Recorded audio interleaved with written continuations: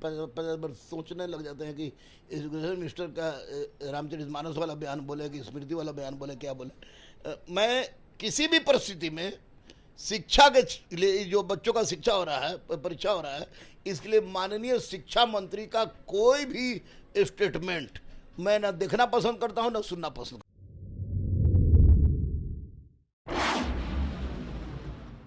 लगातार शिक्षक अभ्यर्थी अपने हक की लड़ाई के लिए सरकार के पास गई, उन पे लाठियां भी बरसाई गई और आप कह सकते हैं कि ये सब तमाम चीज़ें होने के बाद बीपीएससी के थ्रू एग्ज़ाम हो रहा है और 24 अगस्त को एग्ज़ाम होने वाली है। ये सब तमाम मुद्दों, जिस तरह से लाठी चार्ज किया गया, उनकी बातें नहीं सुनी गई।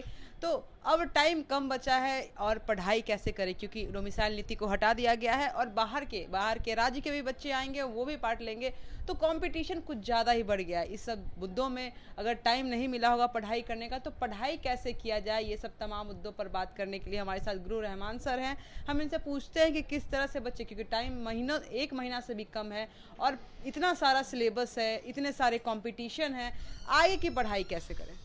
सर, जिस तरह से बच्चे जो अब शिक्षक अभ्यर्थी जो है अपने हक के लिए लड़ रहे थे, फिर भी उनकी बातें नहीं सुनी गई, डोमिसाइल नीति को हटा दिया गया, बीपीएससी के थ्रू एग्जाम हो रहा है, फाइनली अब एग्जाम हो रहा है, जो ये सब बीच में जो फंसे हुए थे वो पढ़ाई नहीं कर पाए, तो अब पढ़ाई कैसे करें। देखिए, सबसे पहले तो मैं स्पष्ट रूप से बोलूँगा, उन बच्चों को जो पढ़ाई नहीं कर रहे थे वो गलत कर रहे थे। क्योंकि बार बार बाइट में, सब इंटरव्यू में मैंने बार बार बोला था कि जो भी कीजिए लेकिन पढ़िए भी। तो अब जो पढ़ाई नहीं कर, मुझे नहीं लगता कि लड़के पढ़ नहीं रहे थे, लड़के पढ़ रहे थे। अब सबसे बड़ी बात है कि 29 दिन बचा है एग्जैक्ट परीक्षा का, 29 दिन बचा है और माननीय अतुल प्रसाद जी बीच बीच में सोसा छोड़ते रहते कि टफ क्वेश्चन देंगे, टफ क्वेश्चन देंगे, टफ क्वेश्चन देंगे। उसके बाद जितने भी पटना के टिप्पणिया टीचर हैं जो कि पढ़ाते कुछ थे, पढ़ाने कुछ लगे, वो लोग इतना टफ क्वेश्चन लेके इसको स्टेट टेस्ट इन लोग का ले रहा है कि जैसे लग रहा है कि जीआरएफ क्वालिफाई करा रहा है लोग। तो इस सब पर ध्यान नहीं देना है। तमाम बच्चों से मैं यही कहूँगा कि चूंकि आपको बिहार में पढ़ाना है, बिहार के स्कूलों में पढ़ाना है, तो बिहार के आपने बिहार टेक्स्ट बुक का जो है एससीईआरटी अगर आपने 9-10 बढ़िया से पढ़ लिया, history, geography, polity, economy, physics, chemistry, biology, Bihar तो अलग है, कहीं से पढ़ सकते किसी किताब से। और आपको मैथ अगर आपने बढ़िया से 9-10 का कवर किया है, तो वैसी परिस्थिति में आपका रिजल्ट श्योर हो जाएगा और किसी भी बाहरी वाले के आने या ना आने से कोई फर्क नहीं पड़ता है, क्योंकि पूरे भारत का लोग देता है। तो अब बिहार की लड़की करती है, तो बाहर वाले के आ जाने से परीक्षा टफ हो गया या हल्का हो गया, ऐसा कुछ नहीं कहना है, क्योंकि भारत एक संघ है और यहाँ पर कोई भी आदमी कहीं भी आके किसी भी राज्य में परीक्षा दे सकता है। ये दूसरी बात है कि बीपीएससी और सरकार की जो ढुलमुल रवैया रही, उसके कारण बच्चों को निश्चित रूप से दिक्कत झेलना पड़ा है और दिक्कत झेल रहे हैं। अभी बच्चों से मैं केवल और केवल यही कहूँगा कि आप किसी भी तरह के मानसिक तनाव से बचिए, दलालों से बचिए, चोरों से बचिए, और जो कोचिंग वाले टफ क्वेश्चन ले रहे हैं कि बुझो तो जाने, उससे बचने का प्रयास कीजिए, क्योंकि आपको 5 तक पढ़ाना है या 6-8 में तो कोई सीटें नहीं है, 9-10 को पढ़ाना है। तो 9-10 को पढ़ाने के लिए कोई ज़रूरी है कि आप रिसर्चे करके जाइए।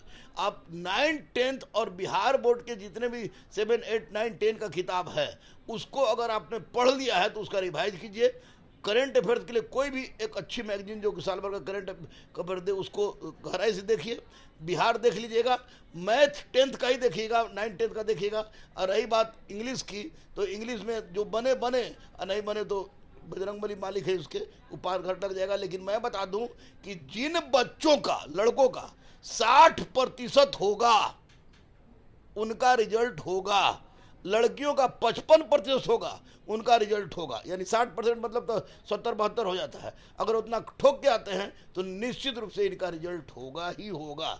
9-10 वाले बच्चों को मैं स्पेशली कह रहा हूं कि 57,000 सीट है और 47,000 फॉर्म भरा है, तो आप मस्ती से चटक मटक मत कीजिए, क्योंकि क्वालिफाई मार्क्स लाना भी जरूरी है। और वैसी परिस्थिति में अगर आप गहराई से नहीं पढ़ते हैं तो निश्चित रूप से दिक्कत होगी।